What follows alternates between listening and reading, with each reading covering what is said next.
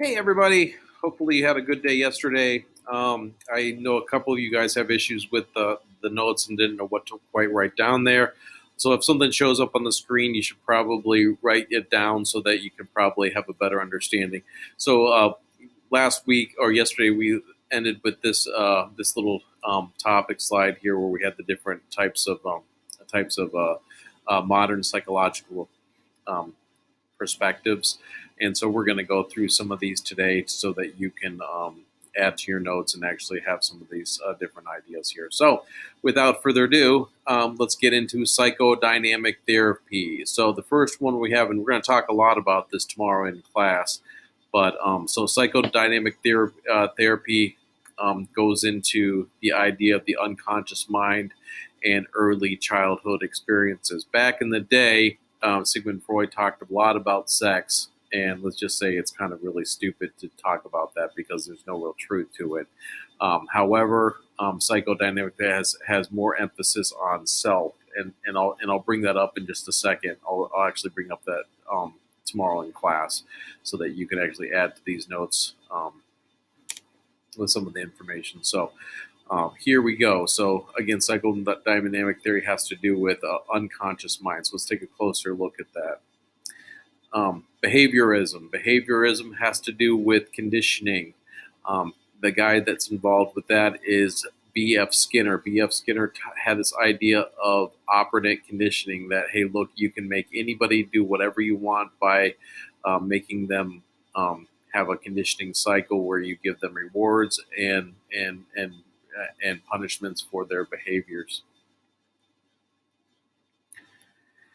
So the next little one is humanism. I like humanism a lot. It's called the third force because it directly focuses on people's abilities and how they direct their lives.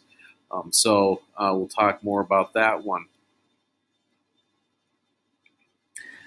Cognitive is what we were talking about yesterday when we were trying to discuss the different people's what they are thinking about. So you have memories, you have intelligence, you have perception. We talked about that a lot yesterday in class about perception, the thinking process, how people actually go through it, the problem solving process, language, learning, and then not to overlook the ideas of neuroscience, how the brain actually works. And we'll be talking a ton more about that in class. These are all basically little sections that we have to go through to understand our psychology as a member of our society. Cross cultural talks about how people are, or I should say, social culture talks about how people's culture affects their lives and how they deal with different topics. Um, if you can see in the picture here, you have both women are cooking. However, they have totally different outlooks on how they do the job and how they actually take care of things. Just like here, Amherst is a lot like Avon, but they do things just a little bit differently there. It's just the difference in culture, big city versus smaller town. So that is the cultural overview. Not psycho. Why do I keep doing that? Biopsychology, attributing humans and animal behavior to biological events, such as genetics. How do your genetics make things happen? How does hormones make things happen? How do your nervous system act during the day? So, what happens during the day when you're sleeping, when your body? So, going into the idea that everything is attached together and it's an all kind of encompassing topic of a school of thought.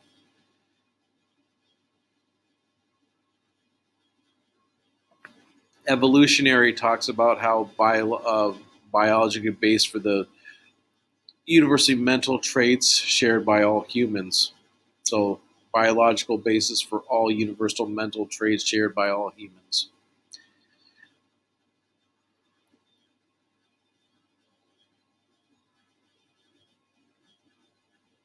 And last but not least,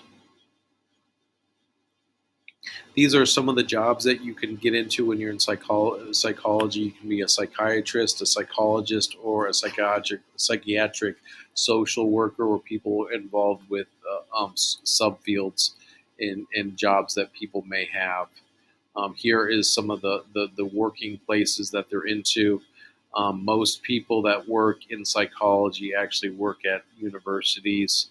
You also have self-employed, like the psychiatry areas out there where they have their own offices and abilities out there. Some work for private companies, some work for school settings, and then you have the rest of them there. As a specialty, when it comes to different things here, you have the clinical is what they do in clinics and trying to help people. Counseling is another big topic there. And then you also have developmental, just teaching kids how to live their lives. I'll post this slide up there so you don't have to copy it down there. But a lot of you are kind of interested in becoming a part of psychology. So that is one of the important views out there. So hopefully that helped out in your understanding of it.